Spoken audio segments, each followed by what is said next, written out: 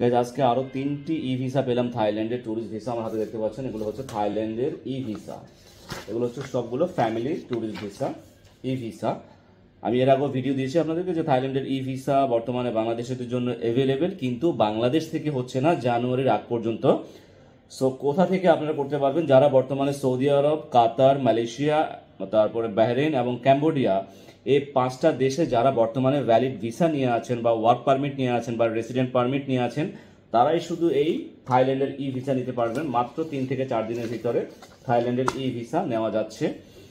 আপনারা যারা থাইল্যান্ডের ই ভিসা করতে যাচ্ছেন, যারা বাংলাদেশের বাইরে আছেন এবং এই কান্ট্রিগুলোতে বর্তমানে বসবাস করছেন, সৌদি আরব, কাতার, মালয়েশিয়া, বাহরেইন এবং ক্যাম্বোডিয়া, এইসব দেশ থেকে যারা ভিসা করতে যাচ্ছেন আমাদের সাথে যোগাযোগ করতে পারেন।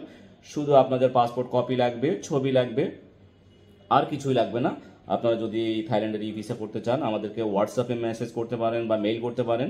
আমাদেরকে আপনি হোয়াটসঅ্যাপে ডকুমেন্টসগুলো পাঠিয়ে দিলে অথবা মেইল করে দিলে আমরা আপনাদেরকে ভিসাটা করে আপনাদেরকে মেইল করে দিব। সো যারা এই থাইল্যান্ডের ই ভিসা নিতে চাচ্ছেন তারা আমাদের সাথে যোগাযোগ করতে পারেন।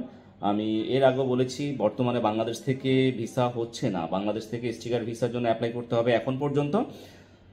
তবে জানুয়ারি ফার্স্ট উইক থেকে বাংলাদেশিদের জন্য ই ভিসা, থাইল্যান্ডের ই ভিসা এলিজিবল হয়ে যাবে বা থাইল্যান্ডের ই ভিসার জন্য বাংলাদেশ থেকে অ্যাপ্লাই করতে পারবেন।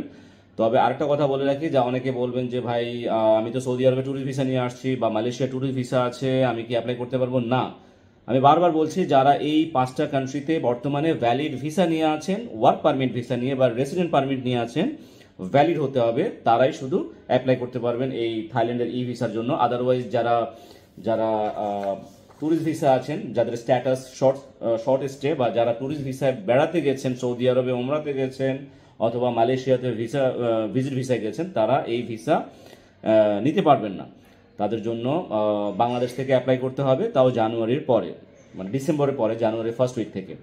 আশা করি সবাই বুঝতে পেরেছেন। যারা এই থাইল্যান্ডের ই ভিসা নিতে চাচ্ছেন আমাদের সাথে যোগাযোগ করতে পারেন ইনশাআল্লাহ।